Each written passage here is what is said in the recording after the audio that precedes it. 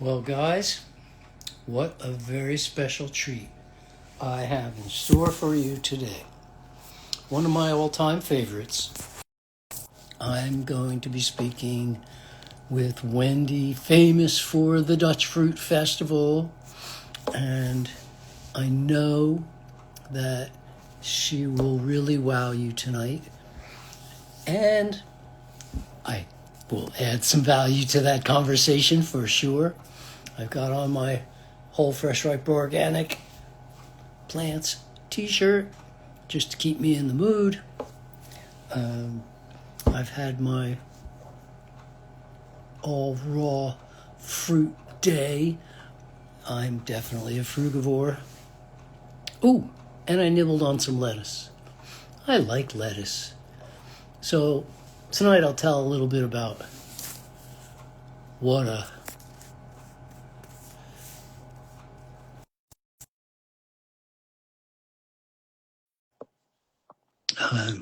join now, as I said, uh, absolutely world famous for the Dutch Fruit Festival, as she should well be. And for those of you who don't know how hard it is to put on a festival, let me tell you, it's a lot of work to put on one. To put them on year after year after year is a whole nother level of commitment. And I have put on myself, I think 3, 6, 9, that I recall, 9, 10, 11. I put on 11 fruit festivals that I know about off the top of my head. And a couple of those were rather large international ones, and actually 3 of them. And it's just, I start working on the next fruit festival the day the old one ends, and then I've got a year to prepare. Wendy, thank you for being so consistent and so accountable. And we're going to have a fun conversation tonight. Hello. Good evening, Dr. Doug. Treat to be with you. Thanks for having me join you all the way from Holland. I take it you're in Holland. Yes, I am in Holland, the new home or the old home. Yes, we're back. What a You were beautiful word. you were living in Spain for a while? Yeah, we were traveling for 4 years and it was like 2.5 in Spain. Yeah. Nice. So we're back in the other country of rain. The other country of rain. Yes, well, the last 2 days here, I checked the weather report first thing in the morning and it says sunny all day. And then it just rained all day. Yeah, that happens, huh? And it's a super sunny place. I mean, we're in the sunniest part of England. And today I looked and it said, no rain today. And I go, oh, that's rather nice. So I just went outside with the dogs and it is raining now. Um, Shows what they know. But for a little while today, it was really nice. Really? Well, here too, as you can maybe see. Yeah, I was going to say, you can Actually, see I picked up a little bit of sun today. And um, although I'm thinking maybe my face is more red from lifting than I am from sunning today. oh, that's good. Mine is more red from the wind. Ah, It's really yes. Yes, I could see stand that. grinding me today, and it's Uh-huh. really dry, and like everything is burning. Poor baby. Fortunately, it Well, will heal overnight. well, that. Do we heal faster eating all this fruit and? So much faster that it's amazingly so much faster. Yes, and I can tell you tons of stories of that. um, I know a man who broke his leg right up near the hip, and 3 weeks later he was walking with no assistance. This is a 60-year-old man who completely healed the femur. Normally, if a 60-year-old man breaks a femur like that, they'll say 8 weeks. And he was walking in 3. I had an 80-year-old lady do the same thing, and she was walking in 3 weeks. It was just unheard of. Um, Wow. Do they need to go? Did these people needed to go 100% raw? Or they were already like eating like that they were already eating raw. before also. Yes, they were raw eaters. Wow. What a Um, good anecdotes. yeah, and certainly for myself, I notice that healing is akin with recovering. Hmm. And certainly in terms of sports performance, my recovery is so fast. As a raw foodist, it's so fast. Uh, I compare with the guys I train with, and they say, "Oh, I'm still so terribly sore," and I go, well, "I'm not sore anymore," and I know I trained as hard as they do, if not harder, relative to my size. Some of them are bigger than me, but they're so sore for so long. And no, I recover quickly. Um, remember Grant Campbell one time saying to me that he was on a a super long run. I think it was 200 kilometers. And he said he felt like he was recovering during the run. Oh, Rather than from the run, he was recovering while he ran. yeah. He actually told a lot about that last year at the Dutch Fruit Festival in one of his talks. Like, Right. he was So going on about that. Yeah, we were all like, "Wow, yes, amazing." the recovery is really fast. I notice even injuries. You know, if I get a bruise or a bump or a sprain or a strain, things just heal incredibly quickly. Hmm. And there's more to that, Wendy. There's another side to that, right? Which is how much sleep. And I know for myself, I need much less sleep as a raw fooder than I ever did when I was eating cooked food. Hmm. Um, you know, now I don't have a comparison anymore. I've been raw for a long time. But back in the day when I was going, I'd be all raw and then I'd go on to some cooked and then on to raw and then and I could see the profound difference. So again, that's recovery or healing from yesterday takes less time. Yeah. So yeah, we Well, heal faster on raw. I mean, like, it's good that you share that experience that you had that going, going whole raw and having some cooked, because people have been asking me lately. I said, "Oh no, I'll ask him." Like, Wendy, do you know about Doug? I said, "I don't know. We should ask him." Yeah. And I didn't have the experience myself for the first 9 years. So, I only had the experience 2 years ago when when I got pregnant again. But that came with sleep deprivation as well, so that would be difficult. But I can at least tell you that after the birth, I don't know, I was doing these live videos. I was quite all right. I felt super energetic. I was like, all right, okay. When's the Yeah, crash coming? and you don't I accept that. I accept that now as normal that that I'm going to recover quickly. And I know in my head there's a side of me that says don't train too hard because I won't be able to recover. Right. And so save a little something for the next time. And I've learned with experience now that I don't have to do that. I can train as hard as I want. I can go after it full. I mean, I'm I'm in a funny part of my training right now where I'm beginning what's called the taper. As I start to go through the last 3 weeks before national championships. So um, I am I'm not always giving it everything I've got. That's a that's I'm saving that for the competition day at this point. Well, that would be a good one. We could all see you going to the max there. But I'm also, so like today I did 92% of max, and next week I'll do 95% of max, and then the week after 90% of max, and then the competition. So And which we'll see how this works. Yeah, I'm super curious for that.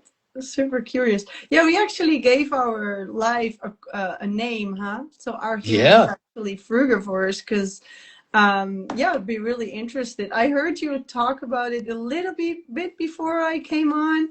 just saying Um, that that's what we're going to do. excuse me, what we're Just gonna do? saying that that's the topic and that's what we'll talk about. Well, it would And be really good to tell me a little bit if, yeah, what would be your answer to that? I mean, do you I think think we there's a lot still of good. eat I fruit? think there's a lot of good ways to respond to such a question, um, including using the sciences. And and how do I say this in the most complimentary way? Wendy, I have spent most of my professional career overcoming the complicated terminology that I learned in school, and learned to say things in ways that people can understand, right? It's less confusing. How am I saying that so it comes out right? Hopefully that about does the job. So yes, I'm a doctor, but I don't talk in great big words. I usually talk in small words and short words so everybody can understand, and in concepts that people can understand. And in the same way, um, I think you do a great job of hiding how much education you have, because I know you have it, and I know you're super brilliant. Sorry Um, about that. I'm just really good at going to school and getting diplomas. You gotta give really it good at going to something. school, and I'm not really good at going to school and getting diplomas, so I look up to that. But I know, Wendy, that math and science are strengths for you, and so when I hear you say, "Oh, I'll listen to you talk to me about that, Doug," and I'm going, "Oh yeah, I want to listen to you talk to me about that, Well, I Wendy." can. I mean, like, I have a lot of theories about it. I looked into a lot of background as well. And yeah, I mean, I got my own theory on it. But Okay. yeah, now you're listening, huh? Hmm? Yeah, so I seriously believe that our teeth are meant to eat plants, and we're not grazers like cows. So I would obviously also know that our eyes see all the beautiful colors, so they're meant to spot fruits. But I also know that people have been living in countries like the Netherlands and like even before in the Ice Age and stuff like that. And there are a lot of plants, leaves that easily come out of the ground, especially young and fresh, like now in spring, that I believe that we were supposed to eat. If you see as a naturopath, like I study all the herbs and the plants that grow locally around here, Hmm. then you see half of the medicine cabinet is just outside there and people call it weeds and they're weeding it out. But that's where actually the young leaves of those are actually quite tasty and soft and yeah, really healing, helping your liver like replenish its bile, like your bile's more liquids, making more of it, things like that. And simple thing like I'm talking about dandelion, but also like marshmallow is all growing around here. And I don't know all the names in English and Latin and French and Dutch, but I do my Oh best my so I can gosh, read that's a all the lot to labels know. on the herbal teas. That's a lot to know. I know when I started learning even some of the Latin names for fruits, I realized like, oh, this is a big task. This is a Yeah, big task. yeah. And it's something that I have to do all the time to really stay on top of that. the Annonaceae and Yeah, so people are now complaining, for example, here about horsetail, I think is called in English, like Equestre maverse, it's horsetail, I think. yeah, And I'm seeing, I'm like, wow, it's like everywhere. Like, okay, I'm gonna harvest one because I used to buy it dried, and now I'm like, okay, we can get it, out of the ground. yeah. I think they Um, call it mare's tail here. Okay, yeah. So I mean, it's good stuff for people. And I'm not saying you're supposed to live on that, but I think really that we were trying all these kind of edibles that are around us, and they should not be excluded. And if you look on the mineral density in the greens compared to the fruits, then I think it's obvious that we would eat some greens. And me personally, I experienced it like the first time I started like 100% fruit because I was following at the time only Dr. Robert Morse, and he's also a naturopath. And yeah, it's like eat fruit, eat fruit. I was like, okay, man, grapes and melons. I go and grab some melons and see how far I go. I think I went like 5 days, and then I was like, oh, tender leafy greens from the supermarket. Oh, nice, and they taste so amazing. So this is Variety how I starts looking the good. balance. So What do you think? um, there's a gentleman by the name of Richard Leakey, and Richard Leakey's parents were both anthropologists. I don't know if either of their parents were anthropologists, but certainly his parents were actually very, very famous anthropologists. And at least in my world, when I hear the name Leakey, I instantly associate that with anthropology. So the son, Richard, wrote a book called The Origins of Humankind.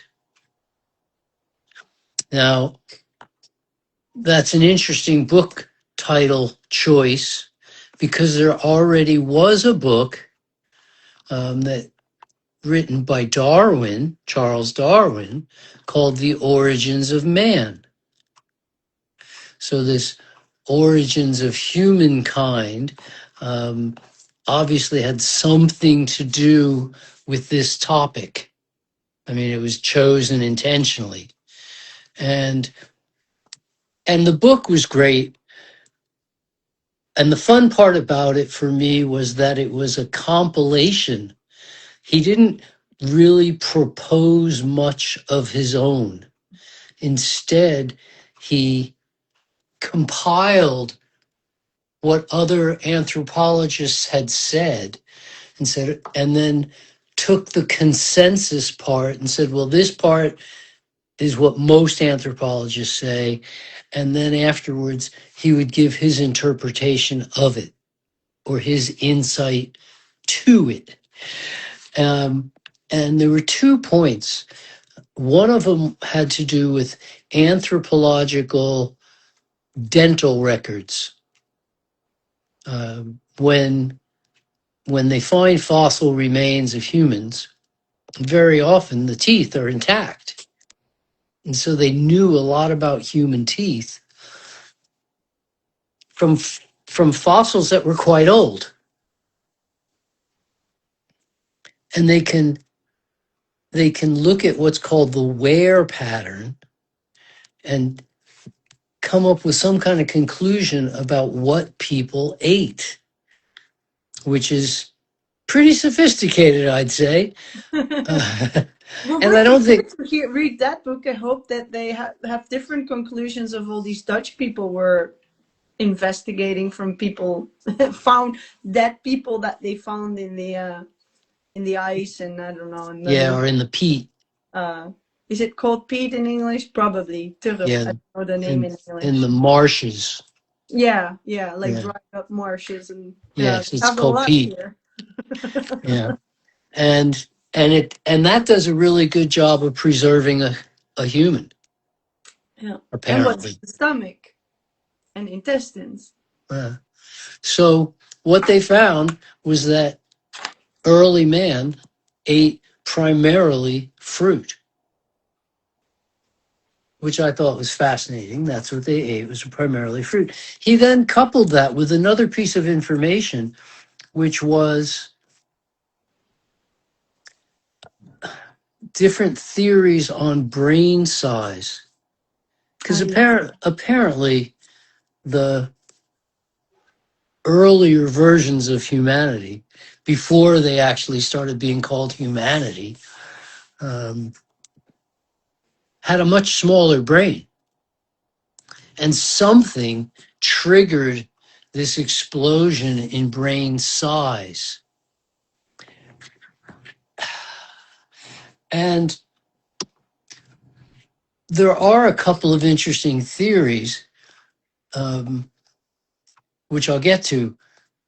But what most of the anthropologists said was humans found a denser or a more dense source of calories, and that they'd always had the potential for a big brain, but without the nutrition to support it, there was no need, and it just never really developed. But once they had found the nutrition to support it, a way of getting enough calories, then the brain size could expand. Much the same way that the deer down in the Florida Keys are little deer. They're the size of a German Shepherd dog.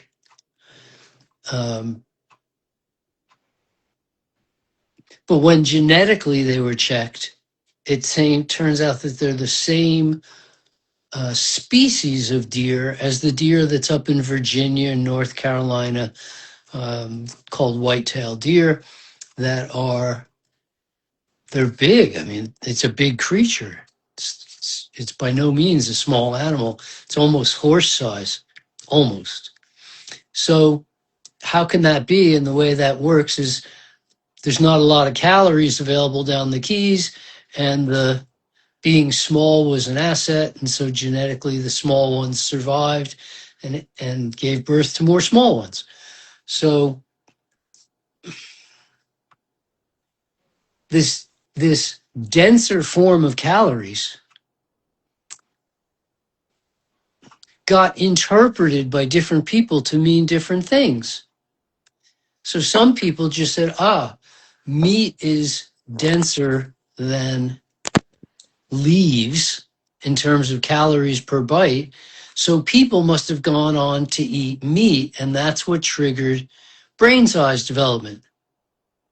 But according to Richard Leakey, who did the studies and compiled the information from all the other anthropologists, he says that all the anthropologists say is that people found a denser form of food. On a scale of 1 to 10, leaves are 1 in terms of caloric density. It's as low as you can go on the scale. Whereas fruit is typically from 4 to 6. On his scale. Yeah, on the same scale. Yeah. If we use a scale of 0 to 100, the numbers come out the same. We just add a 0. Yeah, but this was like this research is more like people were writing more like a novel in which they are making causal relationships. This is how I interpreted some of the books that they made me read about human development. Yeah, there's a lot of people guessing. So what Richard Leakey did is he just said, look, it doesn't say we became meat eaters, nor would that really make any sense. The dental records say we're fruit eaters, and the botanical indicators say that fruit is typically 4 to 10 times more dense calorically than vegetables. That's Hmm. a lot, 4 to 10 times as much. So it means they could get more calories in less time, having more time to do other things, um, which led to the second um, anthropologist who was more of a biologist, and um, she said brain size developed for one of two reasons. One, because humans ate fruit, and so this fostered the development of brain size in the way Richard Leakey said, or in the way that um, the ancient Greeks ate fruit. They just felt that it supported mental development, which certainly I see in my practice. The number of people that have reversed Alzheimer's by just eating fruit is it's astonishing to see that happen. Um, and I see most of the people eating all fruit are typically incredibly brilliant people. Hmm. They're either are they brilliant because they ate fruit, or were they brilliant and so they ate fruit? That I can, more study is required. But We'll go with the last one, okay? They were okay, brilliant, started to eat fruit. So that makes everybody that starts to eat fruit now brilliant. yeah, people that start eating fruit notice that they become more aware. Mm. They definitely become more aware. They find learning is easier, and memory is improved, and recall is improved, and access is improved, access to the recall. Uh, so, but she had a second philosophy, or a second theory, and she said the reason people got more intelligent and hence a bigger brain on fruit is because when I'm wandering around in the jungle and I find a tree with some fruit on it, I have a lot to remember. I have to remember when during the year was this tree giving its fruit. So when I go back next year, I can get fruit from this tree. I have to remember if this is the fruit that I really liked a lot, or if this is the fruit that gave me bad stomach ache. I have to remember, because leaves, it's just pretty much leaves. I have to remember, oh, this fruit is kind of dangerous because last time I was here eating this fruit, a bunch of chimpanzees came and attacked me because they wanted the fruit. Uh, anyway, what she said is the amount of decisions that a leaf eater has to make is essentially nothing compared to the amount of decisions a fruit eater makes. And making all those decisions, keeping track of all the details. When was it? Oh, is this the one that made me get drunk and fall out of the tree? Or was this the fruit that just left me feeling really happy? So she said the number of decision making is one of the key factors in intelligence.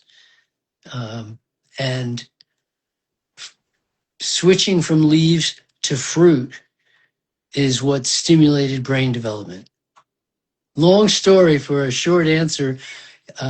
I definitely notice better brain function on an all raw diet than otherwise. And that includes reflexes and balance and agility and mobility and stability and coordination and proprioception and kinesthetic awareness. When I say nerve function improves, it's every aspect of nerve function improves. And that's a big deal, as it should when going back to a species specific diet. It would for any creature. Mm. It would for every creature. Take them off of their species specific diet, they'll get symptoms, put them back on their species-specific diet, they'll get healthy beyond belief. Yeah. But there will be a lot of people who are going to say, yeah, but I went to cook food, I felt better. Yeah, I went to eat whatever meat, I feel better. I went to eat, I don't know, rock salt, I feel better. Well, What do you think of those? I would agree with all those people that they're probably right. They did feel better at first. And the reason they felt better at first is because all of the things Wendy just mentioned function as stimulants on the body. Now, anytime human beings are suckers for stimulation, we love stimulants, um, and using a stimulant for short periods of time will leave me feeling better. In fact, feeling less but better because of it, the stimulation. And the stimulation robs vitality, it robs body energy. The stimulants themselves don't provide energy. There's no calories in salt. Um, and so the energy that I feel when I take cocaine or drink coffee or eat chocolate, it's never from the calories in the food being utilized quickly.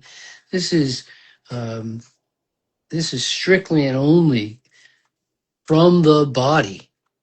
So the Yes. So energy, energy stolen from the body, and this is why when people go on a run with amphetamines, they can only last a few days until they finally just run out of steam. It doesn't matter how much stimulant I take. Once I'm tired enough, I'm going to sleep regardless.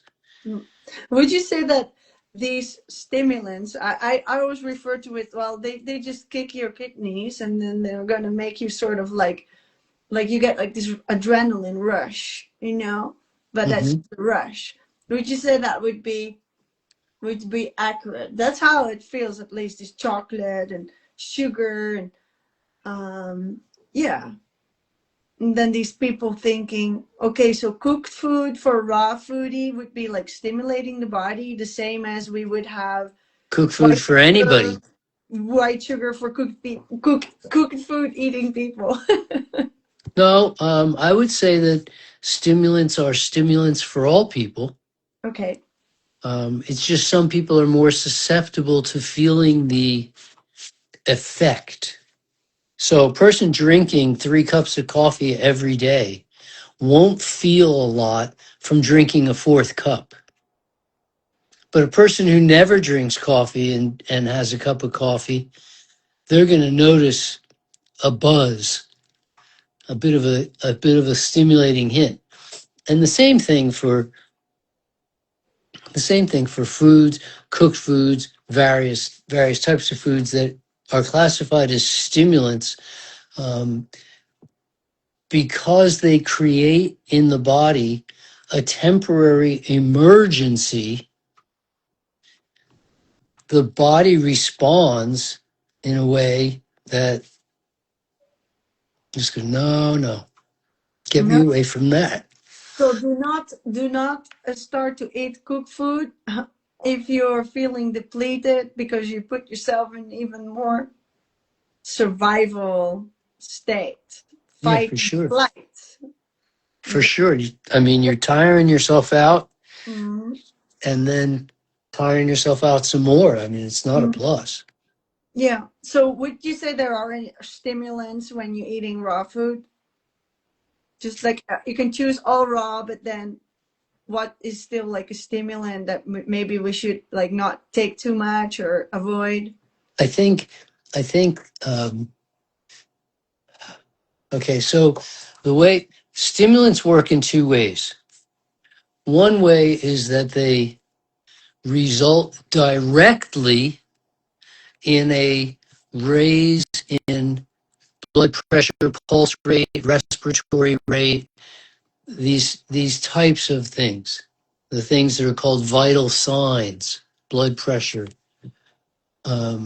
Still sounds like stress to me. Well, stress will do it as well. It's all the same things, right? With stress. So, okay. All the same things with stress. Okay. And, and one way that people react to these stressors or these irritants is hustling them through the body somehow. Get them through it, get them in one end and out the other, quick as possible. And the quick as possible is because of the stimulating effect. So it's an irritant. In one sense, the stimulating effect is, hey, we've raised blood pressure, pulse, respiration. But in another sense, the stimulating effect simply happens by a concentration of something in the body more than it's supposed to be there. So, for instance, if we say blood pH is supposed to be 7.4 roughly. And somebody gives you something super alkaline and it raises blood pH above 7.4. Maybe it raises to 7.6 or 7.7. It takes the body some time to react to that and bring that back down because it's in your blood. It's not like it's just a BRIDLE. So we have these various ways of stimulating. One is simply irritating the body. When I provide an irritant, when I provide a danger, when I provide a higher than normal concentration of any substance, sugar. We see it sugar. Kids at a party and they get sugar and it makes them run around so fast and they right Oh my like gosh, this reminds me of something so good. This go. is so good. We just had a birthday party for the 13-year-old. So I had my house full of 13 and 14-year-olds. And of course, I had fruit out on the table and I made a raw cake and all of this kind of stuff. And they actually sat down at the table and played calmly some sort of Pictionary, some sort of, and I was like, what's going on around here? Nobody is rushing or screaming. Good. They get some crisps. Okay. Salt. Oh, and now they were jumping around and they want to go outside and do stuff. And so, yeah, we made them do like the Wellerman challenge and some push-ups, and then they went outside. But yeah, I mean, the mom in me was like, let's feed all these, let's feed them only fruit. They thought differently.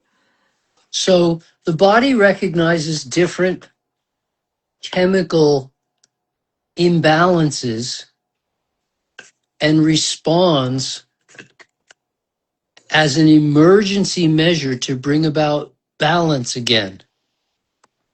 So when the sodium levels or certainly salt levels go up in the blood, it triggers thirst because that salt left undiluted would be way too concentrated and could result in death. But the same is true for proteins. When proteins go up in the blood, there's a surge of energy that accompanies that. And people think, I know guys, oh, I'm a He-Man, I've just had my steak. Well, actually, you just had your steak and you've created a chemical emergency in your bloodstream and your body's dealing with it in the only ways that it can. And we can look at various things. When the fat goes up in the body, it creates an emergency. When fat goes up, dietary fat goes up, it creates an emergency that the only way the body can deal with that is by dramatically raising insulin levels. So I see these emergencies happening in the body all the time. Mm. And the way the body, the body gets too much protein and says, okay, let's kick into high gear and get this stuff out of here. Yeah. Well, I'm still referring to that as stimulating effect. It's a stimulating effect. I could, like, let's say that we are eating only 80-10-10, and we're eating raw food, right? So are there any nutrients that need like special attention because you None. covered a lot? None. None. So how about that B12 and iron that everybody talking about? Well, spend a day in a health food store and see what percentage of the B12 that gets sold to raw foodists. Yeah, well, don't know. How I know that I well? was the How vegan many raw and I was food? eating meat, and I was eating, and was supposed to go on a supplement. I was eating like general diet, and they told me to go get a supplement. So I'm like, Exactly. I don't see the difference with the. So first of all, exactly. Um, spend a day. What percentage of humans are frugivores, or what percentage of humans in your area are raw foodists? Is there 50 raw foodists in your whole local area? I think we are two.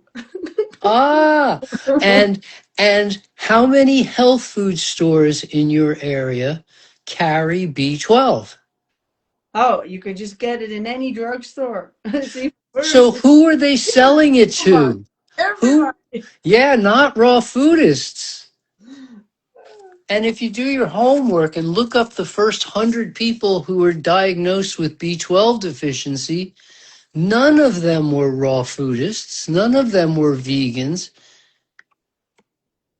And so no, this isn't a I have done the math again and again and again. I've done the research again and again and again. Is B12 a serious business? Yes, it can be. Could people become permanently impaired? Yes, it's possible, although it typically only happens to drug addicts and alcoholics. Um, is it possible? Yes, it's still possible. Um, Therefore, shouldn't I supplement with B12 before it happens? And the answer is definitely no. Definitely no. I shouldn't have my breasts cut off before I get cancer. I shouldn't have my prostate removed before it goes cancerous. Um, I shouldn't have all my skin removed before I get cancer of the skin. Um, I shouldn't supplement with every single mineral on the off chance that I might go low on one of them someday. And I certainly wouldn't recommend any kind of supplement with B12 in advance of having symptoms. Right. So The first symptoms are not dangerous, and there's no chance of permanent impairment in those early onset symptoms. so does it go for all nutrients? Like anything anybody wanted to supplement? I would say yes, carte blanche, 100% yes. Um, and my rationale is, first of all, the food itself is more nutritious than supplements. When I use supplements to buy time, it's like going to the hospital to buy time for me to make some lifestyle changes. Meanwhile, I don't want to bleed out or whatever it is, so I can go to the hospital for an emergency and get it fixed. But the healthy part, regaining my health, is up to me. Mm. Um, people who eat at McDonald's 3 times a week and eat fast food most of the week, or eat prepackaged food most of the time, most of them are not taking any supplements, nor are they going particularly deficient. So in medicine, and this is where philosophy gets a little bit more precise. Okay, in medicine, by law, I cannot give medicine to people unless they show some reason for needing it. Mm. It same goes for things like concentrated herbs or juicing, or juice herbs, or powdered, because there's so many people asking me this question, just being a naturopath, like, oh, so should I take all these tinctures, and people recommend me all these tablets and powders. It is whole foods, but they are concentrated. And I say, whoa, what are you doing? No, no, no, stop that. And there's actually some things that you do not want to eat tablets of that in such high concentration. Your body doesn't know what to do with that. It'll go all wrong. Like, and you can just go get it here in the drugstore. Nobody will ask you if you take a jar from the supplement department. They'll ask Mm-hmm. you about aspirin if you know what to do with it, but they don't know. They're not going to ask you if, I don't know, any of the other ones. So that's my personal experience. That I look like, oh man, just had one last week. I just like, look, I got that. Somebody told me to do it. I'm like, who told you? Why would you do that? A doctor prescribed nitroglycerin for my grandmother for a heart condition.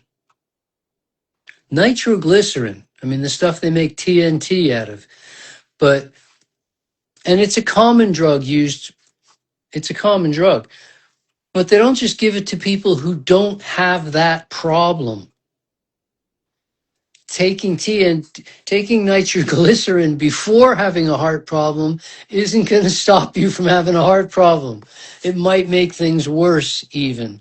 And the interesting part for me here was I asked a bunch of different doctors what they thought. They're trained, all right? They have to follow specific protocols by law. And I asked them, if a doctor gives a patient a medicine, but the patient doesn't have any symptoms nor any signs, things that the doctor can measure, for that condition that that drug is used for, but the doctor gives them the drug anyway, is that by definition malpractice? Some doctors said yes, it's malpractice to give somebody something they don't need. Other doctors said, no, it's not malpractice, it's just poor judgment, which I thought was hilarious because Poor it's, judgment can still kill you. yeah, it's poor judgment. And that's just because they didn't want to call it malpractice.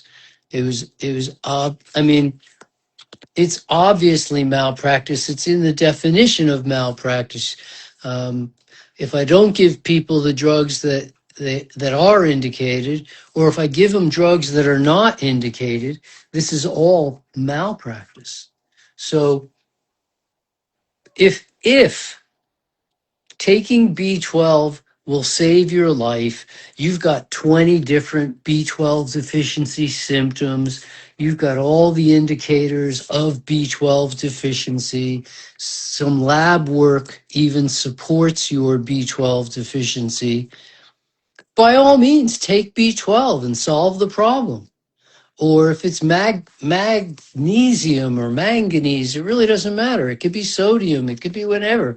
Take the medication by all means. Take the supplement, do what you need to do. That will buy you time for eliminating the cause of the problem afterwards. It'll buy you time for correcting the problem and not needing to do it again and again and again, not needing to supplement again and again and again. That shouldn't happen. In 45 years, I've dealt with quite a few people who have gone iron deficient. It's most common in athletes that work in the 2 to 3 minute zone of exercise. So 800-meter running, those people, their training so intense and they tend to blow through iron really quickly. You say 2 to 3 minutes? Yeah, like a run that's 2 to 3 minutes long. So That three that would that be a gymnastics exercise, you know? 2 to 3 minutes. It's a long time. I think a gymnastics routine runs about a minute. In competition, it runs about a minute. Mm, That's a little different exertion level. But okay. yeah, it's if you had to do two routines back to back, that could People be do it. that. I think you get 60 seconds on the balance beam. You get around 60 seconds or maybe 70 seconds on the floor exercise. I don't know the exact number, uh, but a 2 minute run. How far can you go in 2 minutes?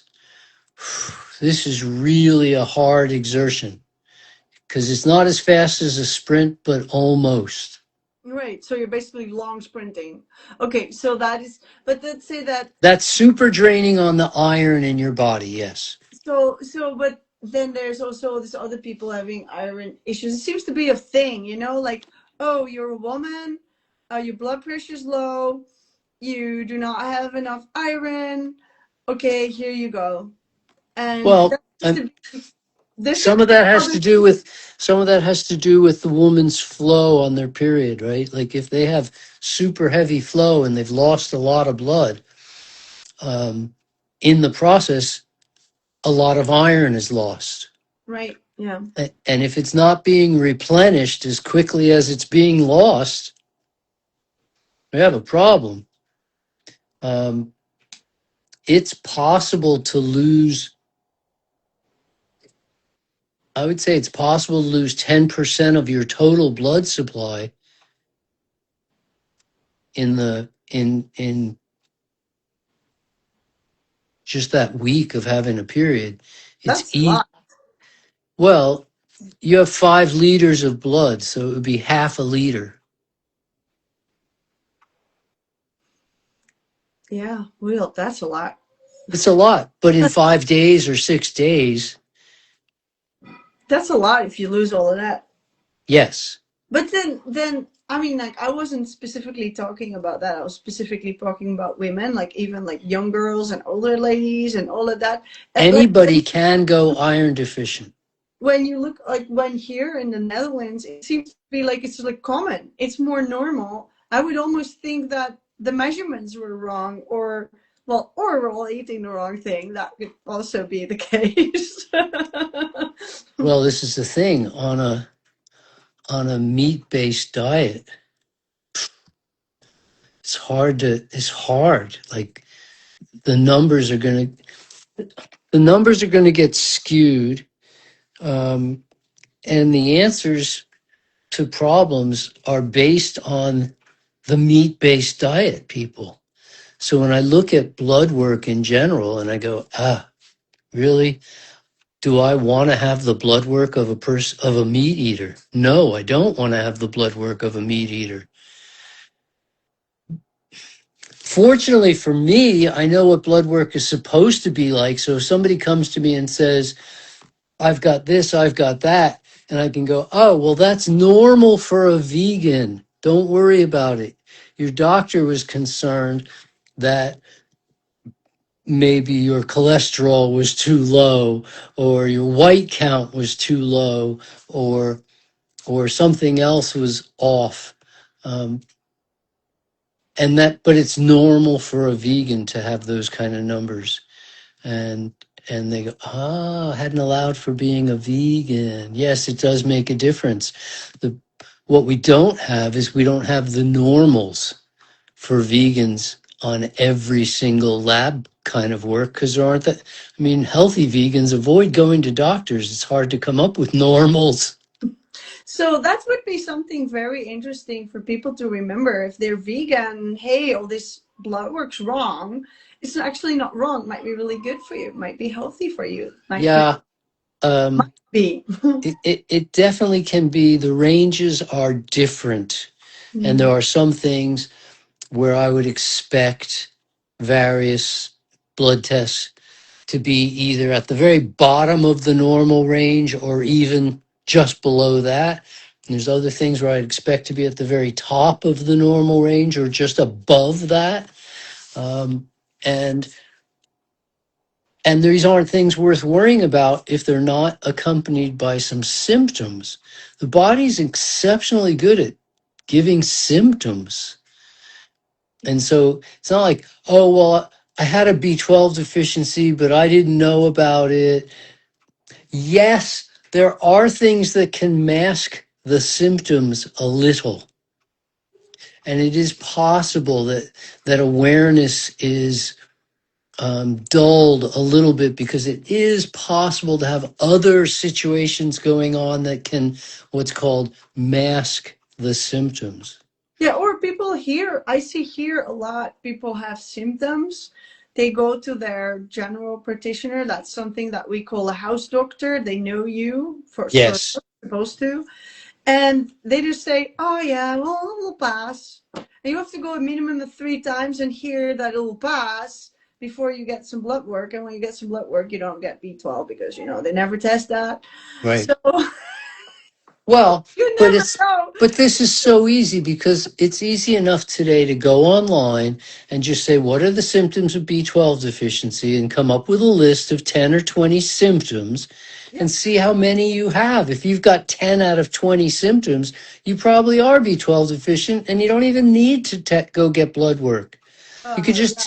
just take some B12. If you start feeling better right away, then you know that was the problem. Yeah, and I mean, I am working energetic naturopathy, so show people how you do that energetically with muscle testing, where you can Yes. ask the body, or I help them ask the body, and then sometimes even blood work seems to be like quite normal, but it's just within the acceptable range, but they have the symptoms. And I say, "Look, we can do all complicated, and I can make your protocol, or we just test it." And then if your body is asking for more, whatever, calcium or zinc or magnesium or B12 or something else, oh, we'll just tell you, I want more of it. Well, Well, there's another side to that story, isn't there? How about the person who tests low, let's say for B12, the person tests low, but they have no symptoms at all.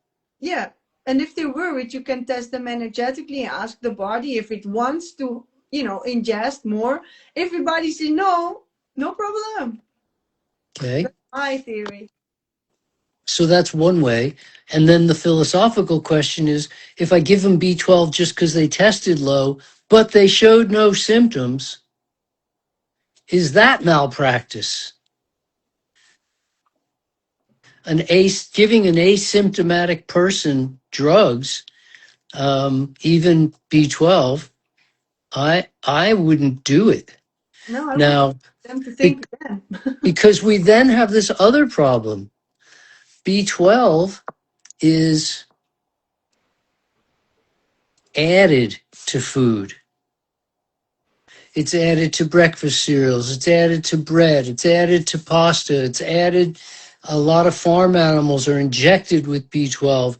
Um, the established normal values are based on these sick people who go to the doctors and say, something's wrong, take my blood. Mm. And eventually they come up with normal values, but it's based primarily on non-vegans. Mm. There And might be one vegan in 100,000 in that value. And so Do I want to have the B12 levels of somebody who supplements at every meal, or do I just want to have naturally normal blood levels? As long as I'm asymptomatic, I don't really care if my blood levels come out within normal limits. Yeah, so it's really talking about how is this person feeling, if they're having symptoms.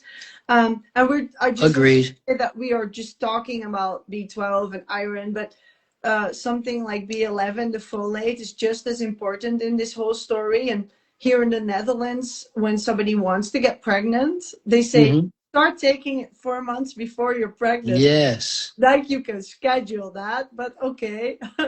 um, it's pushed so much. It's not like obligatory, but it's pushed so much. It's just crazy. They push it and push it and push it and push it. And Okay. So yeah. people who eat no vegetables at all, no salads, no green, no nothing, these people are most likely deficient in folate. And taking this folate during the first 3 months of pregnancy has been shown to have a positive effect on fetal intelligence. And there's also that they say you don't want to have open palate and open whatever, Yes, fetal development and fetal intelligence. open here. So, so, um, but a raw foodist eating fruits and vegetables will not benefit by taking more folate. That's not going to make your baby even smarter. It's just, it's just that people eating fast food, prepared, food in packages, and I call it food. I really should just call it things to eat because it's not really food. To eat. But we're also talking people like, maybe they are 30 or 40 and they just decided to go raw like 6 months ago or last year. Doesn't mean you fixed your whole body and now you're perfect all of a sudden. It's No, this has to do with something. cellular turnover rate. Okay, so Yeah. some different cells live different amounts of time. Mm. Red blood cells live about 90 to 100 days. So every day I manufacture 1% of new blood cells, and every day I lose the ones that just turned 100 days old. And it's about 1% per day for 100 days. By the end of 100 days, my brand new blood cells are now so old that I'm going to lose those too. But they're being replaced 24/7 by new blood cells. And at the end of 3 months, I've got all new red blood cells from 3 months ago. But in 3 months, you don't have a new spine or a new nervous system. No, not at all. Not at all. Um, you don't even have new fat. I don't even have new fat. My fat cells are with me for a lifetime.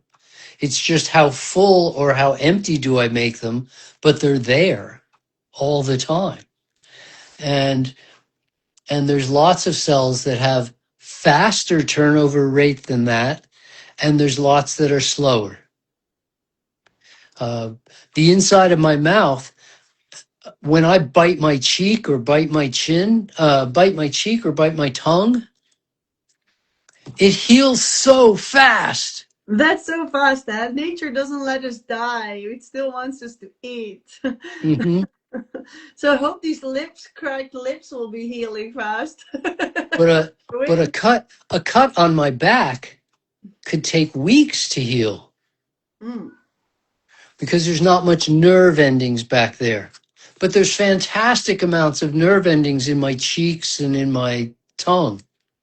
I And videoed this once when I fell and I had like a big cut and healed video so fast. and I took like 7 days and I went back and they said, wow, how long? only 7 days. To say, I don't know, like you should take, like the stitches are off now, everything's good. And I recorded that. Yeah, That was all the way in the beginning when I just went raw. I yeah. was gonna Things say, heal quicker. Humans are definitely designed. Well, the cool thing is all the creatures that look like us, that are built pretty much like us, they all eat fruits and vegetables. you mean all the primates? All the anthropoid primates, All the right. ones, the monkeys without tails. Mhm. So the orangutan and the chimpanzee and the bonobo and the gorilla. And what's interesting is we can line those animals up on a chart according to intelligence. And the smartest ones eat the most fruit, and the less intelligent ones eat the most vegetables. And then if we line them up again in order of their shared DNA with humans, it comes out in the exact same order as intelligence. Well, that's And also anthroposophically interesting, right? yes, because once again, cause and effect is hard to know, but the ones that share the most genetic material with us are the ones that eat the most fruit. And the gorilla shares the least amount of genetic material with us. He eats the least fruit. Leaves. He eats more leaves because that's what's available to him. Gorillas can't go out on skinny branches. They go on the floor, no? Yeah, but the fruit can be higher than that. So it's hard for them to get at much. They like fruit and they choose fruit, but they can only access so much fruit. And then they just can't access enough fruit. Mm. Um, and so the logic of that says that humans should be at the top of that page as primarily fruit eaters, which would qualify us by definition as frugivore. Yes, humans are frugivores by our teeth, by our eyes, by our placenta, by our fingernails, by our physical attributes, mammary glands, just to everything points for us being frugivores, for sure. I'm glad we solved that question. Yes, thank you for answering this question. That's also what the people always say. Yeah, it takes him very long detours, but in the end, he answers the question. Yes, There's but always when a way to answer. there's a lot to support the answer, and I find that when people when people know why, they they can remember things better, um, and they can see the sense of it more when I tell them why. And the why might be coupled in a story or in some side facts, but yeah, okay. Um, it's all related and it's all supportive of the answer. It just means I did a little more homework. Well, this is. I mean, you got the first like important rules of being a teacher. You have to know that all our brains, if our familiar life, if you link something to a familiar life, it already got a link. It can glue somewhere and it will stay. If it's floating in the air and it's got nothing to glue or catch on or something, this memory, the answer will fly away. You'll never. So just help people a little bit. So I gotta say that Wendy and I will be having similar conversations at the Dutch Fruit Festival Wow. every And day. you'll have super interesting talks to give, and most of all classes, because I think the classes Yeah. are absolutely the best. We're gonna move. Oh, bless. I really see the value in that. I've got some new things to teach for the handstand class. And for people who've never been to the handstand class but want to learn how to do handstands, I have a never fail technique for teaching handstands. based from my high school and college gymnastics days. So I know how that's done. I used to work teaching gymnastics even for 5 years. And I love giving the lectures. I really just love meeting all the people and just having a meal with them and sitting and chatting. And that part for me is really well facilitated at Dutch Fruit Festival. So I'm looking again. Um, wow, I get to go to the Dutch Fruit Festival this year. Who's coming? Well, I'm coming. I hope I'm a lot of coming. people are I, coming too. I want to see as many people as are here there. Like, come on, folks, come to the Dutch Fruit Festival. This is one it's really super special. I would say, Wendy, having done the festival now 6 times Yeah, this will be the 7th. in the same location. No, the 6th in this location. Right, 6 times in this location. Wendy has worked the details, like she got all the bugs out of the system. This thing runs really smoothly now. Now, yeah, the first Yeah. year was quite Oh, challenging. Second a year little, was also quite challenging, especially I just found the venue like 3 weeks before. yeah. Yeah, but now it runs so smooth. It's like, okay, we know what to do. We know how to do it. We know when and where and exactly what. It runs really smooth, and it's you want to see a festival that's organized and well choreographed from start to finish. Dutch Fruit Festival. I highly endorse it. I look forward to meeting people there. Well, thank you for putting up that Dutch bar of everything is organized. It is. It is, and it still has, as I call it, Wendy's flavor of, you the organizers can't help but impart their personality into the festival. This is the important thing I feel personally. This is what makes Agreed. it all different and unique, and that makes it also fun to visit other places. Even like if you're in a different location, it's different. um but yeah, I really love the part that I can just say to people, of course you can bring your baby. You want to bring your parents? Oh, they're 85, that's fine. And I love that. And Yes. I mean, and even the one at 85 is doing the exercises, and even the baby's trying, so this is something that I feel that is unique for us. And I'm very happy that you'll be coming again. Thanks, Wendy. Please, I think people are gonna love it. And yeah, I've been Ramadan 7, I've been drinking distilled water for 45 years. It's the only water I drink. Barring emergencies, it's the only water I drink. I'm totally in favor of distilled water. Thanks for asking. Yeah, so he will be standing next to our distilled water jug. Yes. Right? Yes. Yes. Absolutely. Well, And Wendy got weights for this year. There's going to be weights. yeah. I'll be coming just after the British National Championships and looking forward to coming teaching some weightlifting as British National Champion for the third time. Let's fix some of these osteoporosis in some people, eh? Absolutely. Let's do that. Absolutely. That's totally related to the weights for everybody watching. Okay, have any closing thoughts, Wendy? Well, except I'm really looking forward to it.